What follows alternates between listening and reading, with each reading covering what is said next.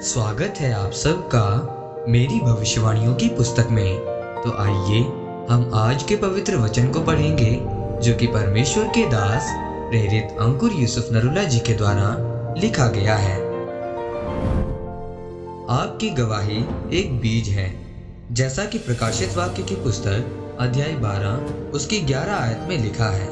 वो मेमने के लहू के कारण और अपनी गवाही के वचन के कारण उस पर जयवंत हुए। मेरे प्रियो, बाइबल में परमेश्वर ने बताया है कि मेरा राज्य एक राई के दाने के समान है, क्योंकि राई का दाना छोटा सा होता है, पर जब वो जमीन में बोया जाता है और बड़ा पेड़ बन जाता है तो आकाश के पक्षी भी उसकी शाखाओं पर अपना बसेरा करते हैं। वैसे ही आपकी गवाही भी एक बीज है। जैसे ही आप उस गवाही को देते हैं तो वो बढ़ता ही जाता है।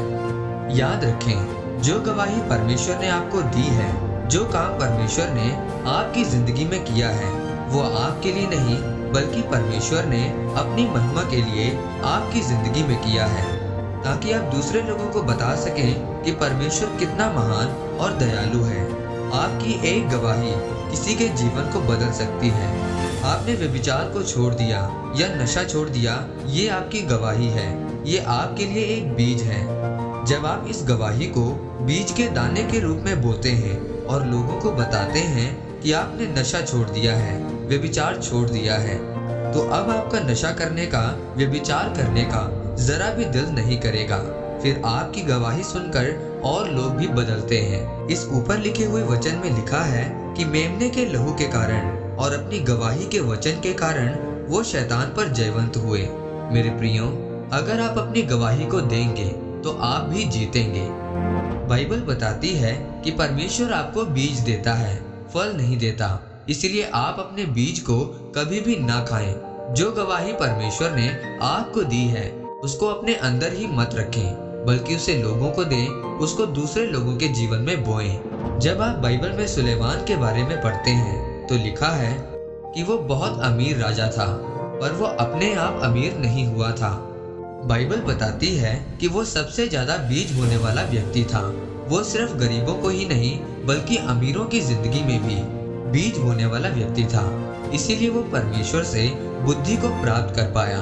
सुलेमान का अमीर होना ही उसकी एक गवाही थी। इसीलिए जब जब वो अपनी गवाही मतलब बीज को बोता था, तब तब वो और भी ज्यादा आशीषित होता था। शैतान को हराने का सिर्फ एक ही तरीका है और वो है अपनी गवाही को देना। जब आप अपनी गवाही को देते हैं तो आप शैतान को हराते हैं और उसे शर्मिंदा करते हैं। एक बार चर्च में गवाही देकर काम खत्म नहीं हो जाता, बल्कि आपको किसी न किसी जीवन में अपनी गवाही को बोते रहना है। जब आप ऐसा करेंगे तो आप खुद भी आशीषित होंगे और उस गवाही के द्वारा लोग भी आशीषित होंगे। फिर परमेश्वर के नाम को महिमा मिलेगी। आमीन। आइए इस अंगीकार को आप मेरे साथ एक मन होकर करें। सर्वशक्तिमान परमेश्वर, इस वचन के लिए मैं आपका धन्यवाद करता हूँ। परमेश्वर, मैं अंगीकार करता हूँ कि मैं हर रोज अपनी गवाही को जो आपने मुझे दी है दूसरे लोगों की जिंदगी में बोऊंगा और आपके नाम को महिमा दूंगा, प्रभु यीशु मसीह के नाम में। आमीन। परमेश्वर आप सबको आज के वचन के ऊपर मनन करने के द्वारा आशीषित करे। आमीन।